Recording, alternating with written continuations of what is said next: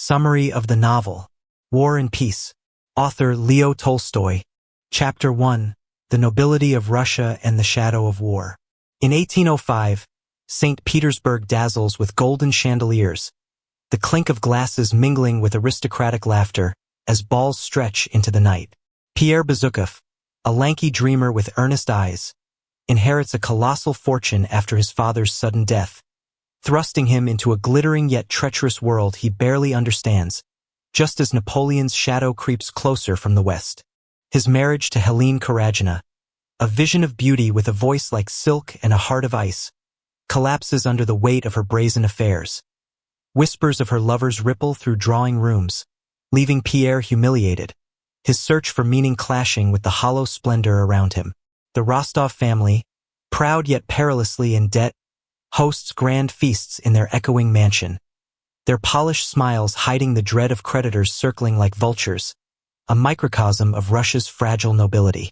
Natasha Rostov, barely more than a girl, spins across polished floors in silk, her laughter a bright thread in the tapestry of a family teetering on ruin, unaware of the tempests of love and betrayal that will soon engulf her.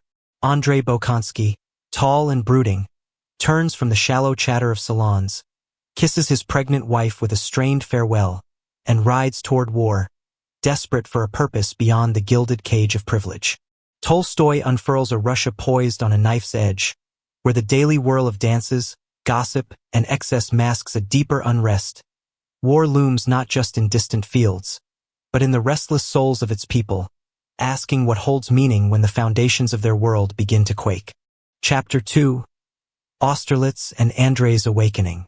The Battle of Austerlitz in 1805 rages across icy plains, cannon fire tearing through the morning mist as soldiers fall like wheat before a scythe.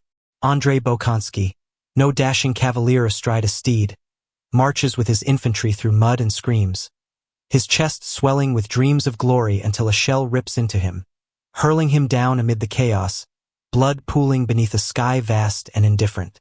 He stirs awake, the din of battle fading, and gazes upward. Blue infinity stretches above, humbling his pride as he grasps the fleeting vanity of ambition against the universe's silent grandeur, a moment that cracks his soul open to new truths. Pierre, far from the front, locks himself in his study, surrounded by scattered books and the sting of Helene's betrayal. Her lovers' names taunt him from every corner of the city, driving him into a spiral of existential anguish, his mind a war zone of its own. Natasha, untouched by such shadows, twirls at yet another ball, her voice ringing with youthful mirth as the Rostovs' grand home fills with guests, though the servants whisper of unpaid bills and looming disgrace, attention threading through their every gesture. Tolstoy wields Austerlitz as a lens to expose war's stark reality.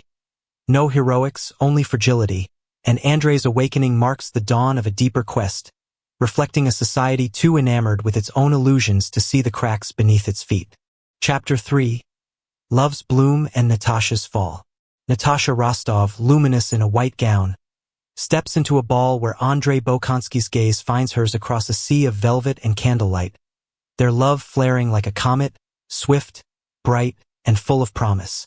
They pledge their lives, but Andrei's father, stern and unyielding, demands a year's wait, sending him abroad. Natasha's heart aches with each passing day, her dreams fraying at the edges. Then Anatol Karagin slinks in, his voice a velvet snare, his eyes glinting with mischief. She's drawn to his reckless charm, her heart racing as he lures her toward a scandalous elopement, a plan dashed only when Sonia's frantic shout pierces the night, leaving Natasha exposed and Andrei, upon hearing, casting her aside with a cold, final letter. She crumples in her room, the vial of poison trembling in her hands, her innocence bleeding away as guilt and shame birth a wiser, sadder woman.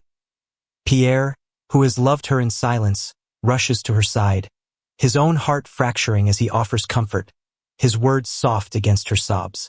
Tolstoy spins a web of passion and peril within the Rostovs' world of glittering soirees and hidden debts, suggesting love is a forge as fierce as war, tempering souls amid a society dancing blindly toward its own unraveling. Chapter 4. The Blood and Silence of Borodino. In 1812, Borodino roars with the clash of empires, cannon smoke cloaking the fields as General Kutuzov, grizzled and patient, bets on Russia's endurance rather than fleeting glory, his eyes tracing the horizon with quiet resolve. Andrei, weathered by years of war, commands his men through the storm until a shell's blast tears into him, leaving him broken. Not dead, but fading slowly in a tent, Natasha at his side, her hands steady as she tends his wounds, her tears a silent hymn of love reborn.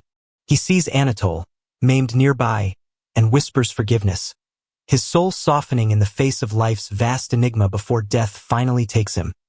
A journey from ambition to peace complete. Pierre, a stranger to war, stumbles onto the battlefield, his breath catching at the sight.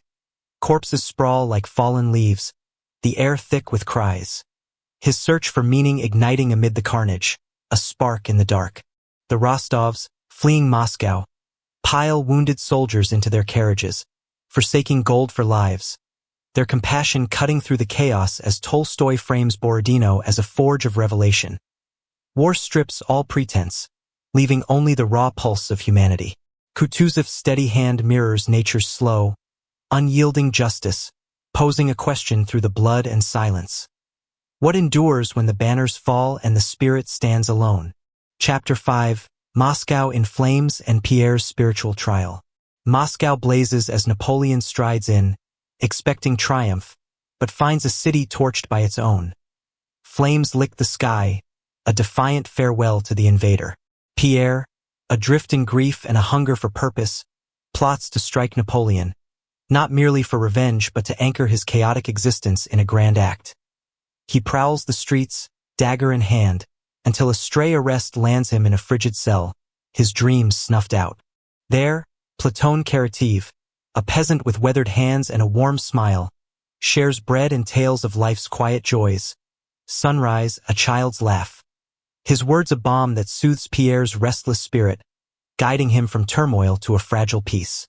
The Rostovs flee the inferno, their wealth traded for the groans of wounded men, while Nikolai, once a carefree dandy, swears to lift his family from ruin, his voice firm with newfound grit.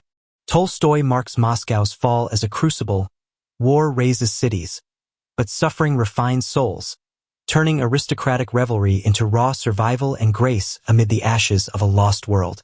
Platon's humble light shines through the dark, a beacon of simplicity that lifts Pierre from despair, proving that meaning lies not in glory, but in the small, steady pulse of life. Chapter 6, The Winter Collapse and Napoleon's Decline. Winter clamps down on Napoleon's army, a merciless shroud of snow and ice swallowing the invaders whole. Horses stagger and die, soldiers freeze mid-step, their grand banners buried in drifts as nature proves the ultimate conqueror. Pierre, released from his cell, walks this bleak expanse, Platon's lessons a faint warmth in his chest. He no longer seeks fame, but treasures a sip of water, a kind glance, his soul settling into calm amid the ruin. Natasha mourns Andrei, her grief a deep river carving strength from sorrow.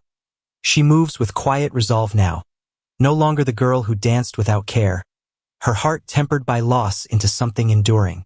The Rostovs huddle in their stripped-down home, their unity a fragile bulwark against despair, as Tolstoy casts winter as war's true victor, a force that humbles empires and men alike with its cold, impartial hand.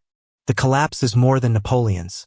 It's the death of illusions, a stripping away that leaves only the bare bones of existence, whispering that peace is not a prize, but a gift found in the resilience of those who press on. Through this frozen wasteland, he reveals a truth. Survival is not triumph, but a quiet, stubborn will to live beyond the storm. Chapter 7, Rebirth from Ashes. Peace tiptoes back to Russia, a faint dawn breaking over a land scarred by fire and blood. Pierre returns to Moscow, his eyes alight with hope born of suffering. He finds Natasha in a quiet corner, their reunion a tender collision of weathered souls. He kneels, his proposal simple yet profound, a vow forged in the crucible of war. She accepts, her smile a bloom of healing, and they wed, crafting a life not of pomp but of love. Their children laughing amid fields once trod by soldiers, while the Rostovs rebuild their shattered world, their mansion now a humble hearth of resilience. Nikolai marries Maria Bolkonsky, Andrei's gentle sister. Their union a steady dance of duty and care. They toil side by side, turning barren soil into abundance, a testament to renewal. Tolstoy celebrates not the war's end, but the rebirth it demands, daily acts of courage, the mending of broken things, the quiet heroism of choosing life over despair in a nation rising from its knees. Through these fragile beginnings, he traces history's arc. Destruction yields to creation, a cycle as old as the earth, where love and labor heal what war has torn apart. Chapter 8. Legacy, Time, and the Meaning of Peace. Kutuzov slips into eternity, his death a hushed coda to a life of subtle genius. His victories were won not with fanfare, but with faith in Russia's heartbeat, a legacy Tolstoy etches in quiet reverence. Pierre and Natasha cradle their children by the fire, teaching them not tales of conquest, but of compassion and humility. Their lives a weave of peace from war's tangled threads, a proof that meaning lies in connection, not power. Nikolai and Maria tend their estate, its walls alive with the clatter of family and the echo of survival. Their children grow tall, rooted in stories of hardship and hope, free to dream beneath a sky no longer torn by cannon fire. Tolstoy closes with time's ceaseless roll. History is no king's decree, but a chorus of countless lives, their joys and sorrows shaping the world in ways no throne can claim.